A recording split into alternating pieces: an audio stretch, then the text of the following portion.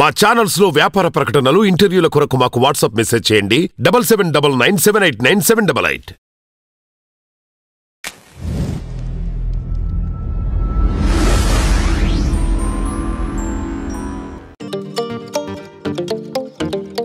So తెల్ల మచ్చలు అన్నవి మనకి డిఫరెంట్ కారణాలు ఉంటాయండి.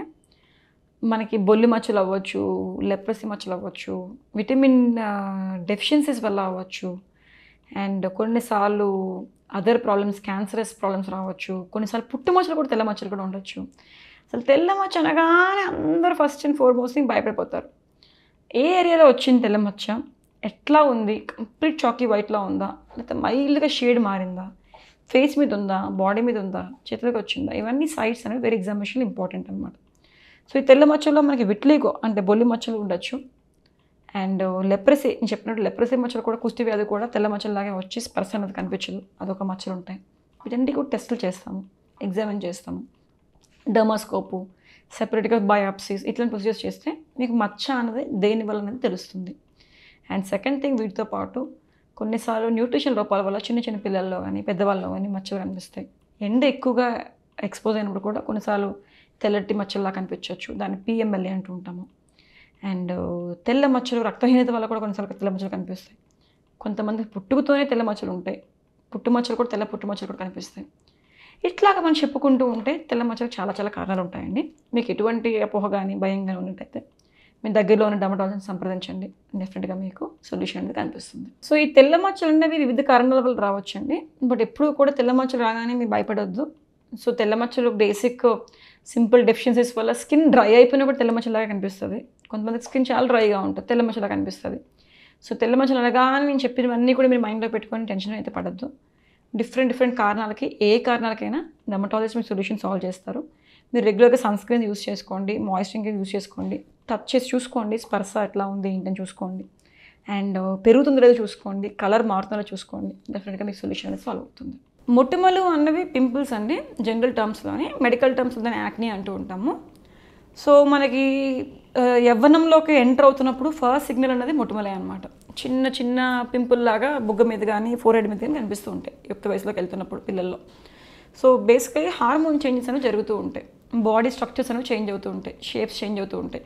సో పిల్లల్లో, ఆడపిల్లలు కానీ మగపిల్లల్లో కానీ 9 years 10 years నుంచి కొంచెం 11 years 12 yearsలోకి వెళ్తున్నప్పుడు బాడీలో ఉన్న హార్మోన్స్ చేంజ్ అవ్వడం, హెయిర్స్ అనేవి ఫామ్ అవ్వడం, ప్రైవేట్ పార్ట్స్ లేకపోతే బాడీ బ్రెస్ట్ కానీ ఇవన్నీ డెవలప్ అవ్వడం జరుగుతూ ఉంటాయి అన్నమాట. సో అదే సేమ్ టైం సైమల్టేనియస్గా ఫేస్ అనేది కొంచెం ఆయిలీగా అవ్వడం, గ్రీజీగా అవ్వడం, ఇలాగా మొటిమలు కూడా ఫామ్ అవుతూ ఉంటాయి. సో మొటిమలు అనేది బేసికలీ యాక్నీ అనేది inflammation of the oil gland secretion అనమాట. ఆయిల్ గ్లాండ్స్ అనేవి ఉంటాయి. మన ఫేస్ కొంచెం చక్కగా షైనీగా ఉండాలంటే ఆయిల్ గ్లాండ్స్ ఉండాలి. కంప్లీట్ ఆయిల్ గ్లాండ్స్ అనేవి లేకపోయినా కూడా స్కిన్ డ్రై అయిపోయి డల్గా కనిపిస్తుంది. సో ఈ ఆయిల్ గ్లాండ్స్ నుంచి మనకి సీబమ్ అనేది రిలీజ్ అవుతుంది అనమాట. ఈ సీబమ్ అనేది రిలీజ్ అయినప్పుడు ఈ హెయిర్ ఫాలికల్ పక్కన ఆయిల్ గ్లాండ్ ఉంటుంది. సో ఈ ఆయిల్ గ్లాండ్ నుంచి రిలీజ్ అయిన సీబము ఈ హెయిర్ ఫాలికల్ పక్కన ఈ బ్యాక్టీరియల్ అనేది ఫామ్ అయ్యి బ్లాక్ చేస్తుంది పోర్ని. సో ఈ బ్లాక్ అయినప్పుడు, పోర్ బ్లాక్ అయినప్పుడు మన పింపుల్స్ అనేవి ఫామ్ అవుతాయి, మొటిమలు అనేవి ఫామ్ అవుతాయి. సో ఇది it's indication for transition phase అనమాట. సో ఈ మొటిమలు అనేది ప్యూబర్టీలోకి ఎంటర్ అవుతున్న పిల్లల్లో కనిపిస్తుంది, బట్ కొంతమంది హార్మోన్ ఇంబ్యాలెన్సెస్ వల్ల పెద్దవాళ్ళలో కూడా చూస్తున్నాము. సో ఈ మొటిమలకి మనకి డిఫరెంట్ లేజర్ చికిత్సలు అనేవి అందుబాటులో ఉంటాయి. IPL లేజర్ కానీ, carbon peel QC NDA laser కానీ ఇట్లాంటివి చేస్తూ ఉంటాము.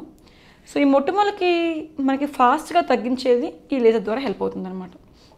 మెడికేషన్స్ లాంటివి యూజ్ చేసుకుంటూ ఈ లేజర్స్ లాంటివి యూజ్ చేసుకున్నట్టయితే మొటిమలు అనేది ఫాస్ట్గా తగ్గుతుంది. సో ఇటువంటి సైడ్ ఎఫెక్ట్స్ అంటూ లేకుండా ఎక్కడైతే మనకి ఇన్ఫ్లమేషన్ జరుగుతుందో, ఎక్కడ బ్లాక్ అయిపోతుందో పోరు, అక్కడ మనం యూజ్ చేసేటప్పుడు లేజర్స్ బాగా పనిచేస్తాయి. కెమికల్ పీల్స్ లాంటివి కూడా ఉంటాయి అన్నమాట.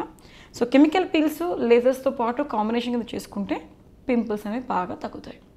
సో లేజర్ ట్రీట్మెంట్స్ అనగానే మనకి ఇప్పుడు చూస్తున్నట్టయితే మనకి చాలా డిఫరెంట్ బ్యూటీ పార్లర్స్ దగ్గర నుంచి చాలామంది డాక్టర్స్ సబ్జెక్టు లేకుండా ఉండేవాళ్ళు, దే ఆర్ ఆల్ ప్రాక్టీసింగ్ అనమాట. సో ఈ లేజర్స్ ఆల్వేస్ క్వాలిఫైడ్ డర్మటాలజిస్ట్ని ప్రిఫర్ చేయడానికి ట్రై చేసుకోండి, బికాస్ ఇన్ అండ్ అరౌండ్ దాని సబ్జెక్ట్ బాగా తెలుస్తుంది కాబట్టి. సైడ్ ఎఫెక్ట్స్, ఎటువంటి సైడ్ ఎఫెక్ట్స్ రాకుండా ఉండాలి అంటే సన్ స్క్రీన్స్ లాంటివి ప్రిస్క్రైబ్ చేస్తాము, అవి యూజ్ చేసుకుంటూ, ఆ మొటిమలకు వాడే క్రీమ్స్ యూజ్ చేసుకుంటూ ప్రాపర్ జాగ్రత్తలు పాటించినట్టయితే సైడ్ ఎఫెక్ట్స్ అంటే ఉండవండి. Post laser always we advise patients sunscreen చెప్తాము.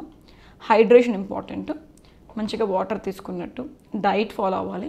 డైట్ కూడా ఆయిల్ ఫుడ్స్ అని జంక్ ఫుడ్స్ లాంటివి తగ్గించుకోవాలి.